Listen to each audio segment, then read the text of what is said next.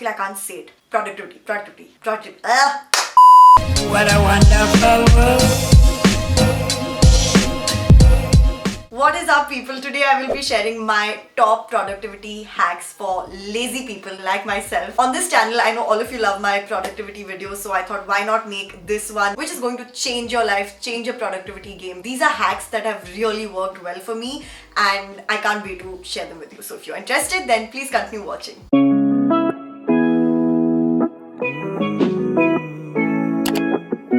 Before getting into the hacks, I just want to make sure that all of you already have a work or a study routine set, because these hacks are like of no use if you don't have a particular set work time or study time. And if you haven't set your work routine or your study routine, then you can watch this video where I've explained in detail how you can go about creating your own routine that actually works. With all of that aside, let's get into the first productivity hack, which is Zen mode. I think one of the biggest productivity killers out there is your phone. So you will find a lot of hacks related to that. For me, I know 98% of the time, my productivity reduces significantly just because I was wasting my time on my phone. And I'm sure many of you can relate to that. So Zen mode is a feature on my phone, which is OnePlus. I think it's also available on Samsung. But don't worry, even for those who don't have a Samsung phone or a OnePlus phone, there are lots of apps online that basically mimics the Zen mode. Make sure you check the description box. I've mentioned about Zen mode in my quarantine vlogs. Basically, it's a feature where you set a particular amount of time. In my case, I normally set it for 1 hour. I think that's the maximum you can do on the Zen mode in OnePlus. But it is customizable. Once you hit the Zen mode on, for 60 minutes, your phone is as good as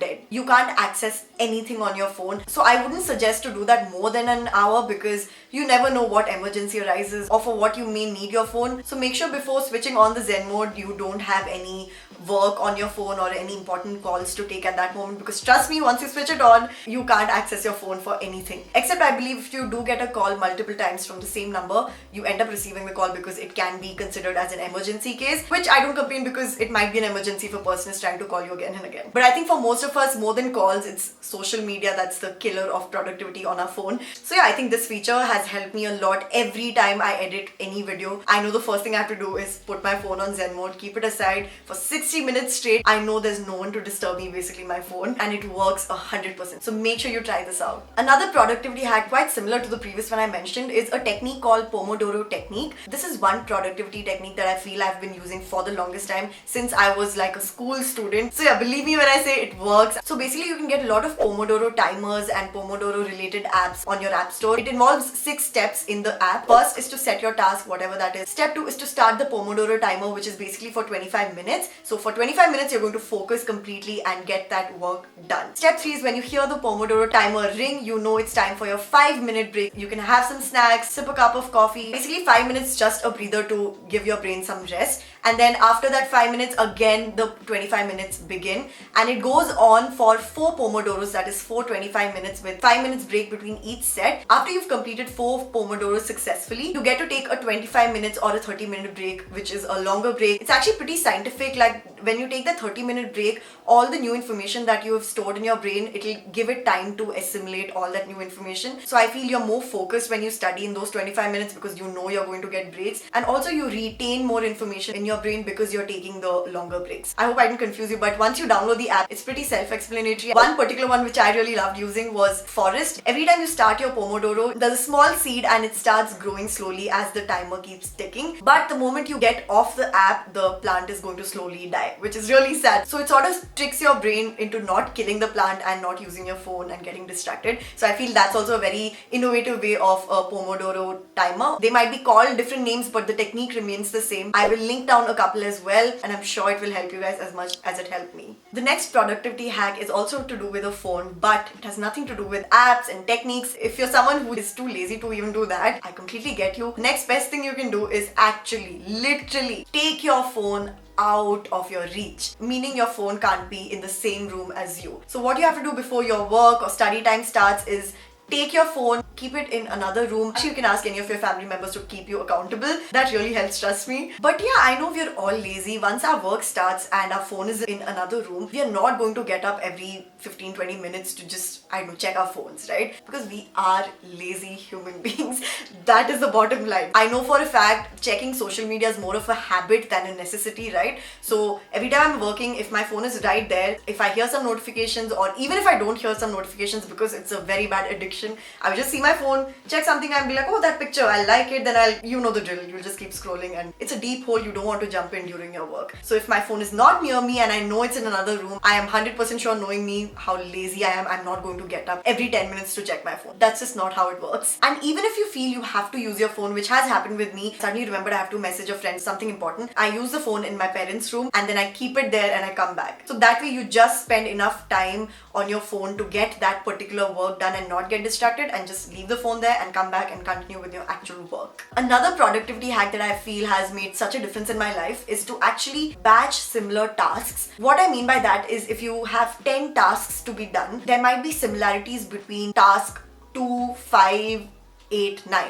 So you batch them together, meaning you do all of that on the same day or in the same hour, depending on how intense that particular task is. In my case, being a YouTuber, this is not how I look every day. I know Mondays I'll shoot mostly, so I take my time to do my makeup, but I also make sure that I can shoot something else during that time, not just this one video. For example, after this I can shoot a thumbnail for another video, or for this video I can shoot some B-rolls for another video, I can shoot another video entirely if I have the time. So I'm saving a lot of time just getting ready, putting makeup once in a day and getting a lot of work done, as opposed to if I'm putting all this makeup, getting ready and shooting this video, then tomorrow again I'm going to put this makeup, get ready, shoot another video, the next day I'm going to do the same thing. You get the drill, right? It's just more time consuming process. I think efficiency is a key point here. So try to batch similar tasks together. There's another day where I do all sorts of learning, dive deep into my Korean studies, teach myself more of photography or teach myself editing, etc. So that's another set of similar tasks that I'm batching together. This way you're going to save more time, be more efficient and be more productive at the end of the day. The next productivity hack I'm going to tell you about is something I've already spoken in my Korean study routine video. I will link up that video if you haven't watched it. It's to use binaural beats or deep focus music while doing your work or studying. This has helped me so much and I never thought it would. I thought it's just like another